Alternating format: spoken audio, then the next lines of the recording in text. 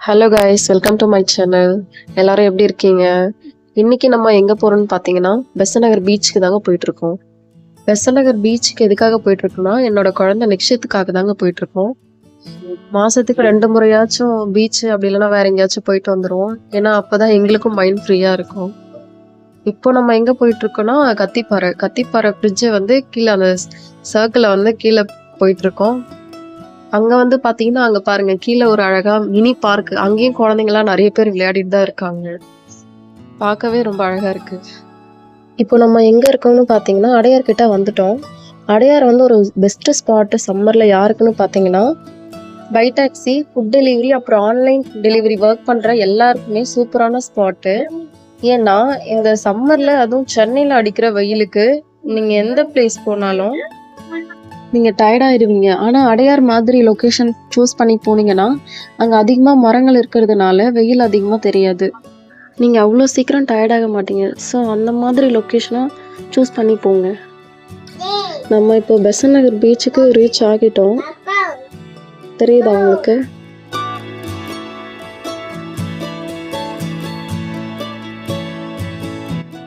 நம்ம கடல் கிட்ட வந்துட்டோம். இன்னைக்கு சண்டேனால கொஞ்சம் கூட்டம் இருக்கு.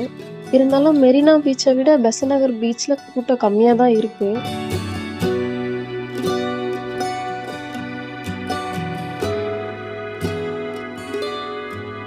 இதுல பாத்தீங்கன்னா ஃபேமிலியோட வரவங்க, ஃப்ரெண்ட்ஸோட வரவங்க, அப்புறம் குழந்தைய கூட்டிட்டு வரவங்க தான் அதிகமா இருக்காங்க.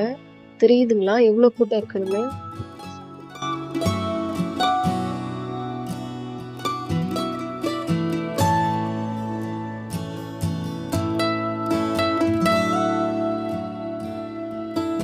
நம்ம கடல் கிட்ட வந்துட்டோம். இங்க பாருங்க கடல் நீர் வந்து மண்ணை அரிச்சு எந்த அளவுக்கு மேடாக இருக்குன்னு பாருங்க. லாஸ்ட் டைம் வரும்போது ஒரு 2 மந்த் இருக்கும். அப்போலாம் இந்த அளவுக்கு இல்ல. இப்போதான் கொஞ்சம் மேடாயிடுச்சு.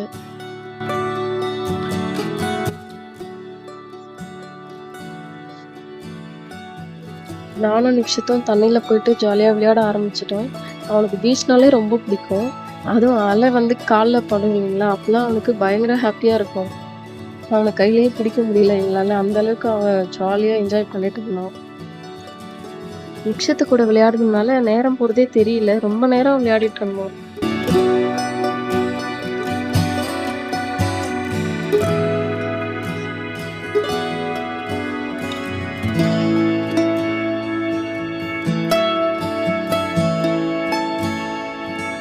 அப்புறம் பாத்தீங்கன்னா நிக்ஷித் அங்கேயே போயிட்டு டான்ஸ் ஆடி ஜாலியா என்ஜாய் பண்ண ஆரம்பிச்சிட்டான்.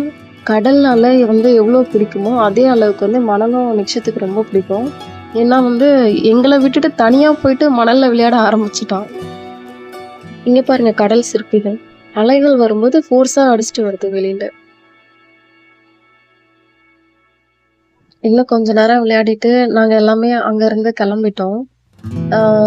இந்த ஒன் டே ஃபுல்லாவே பீச்லயே முடிஞ்ச மாதிரி இருக்கு எங்களுக்கு. அந்த அளவுக்கு டைம் போனதே தெரியல சுத்தமாவே.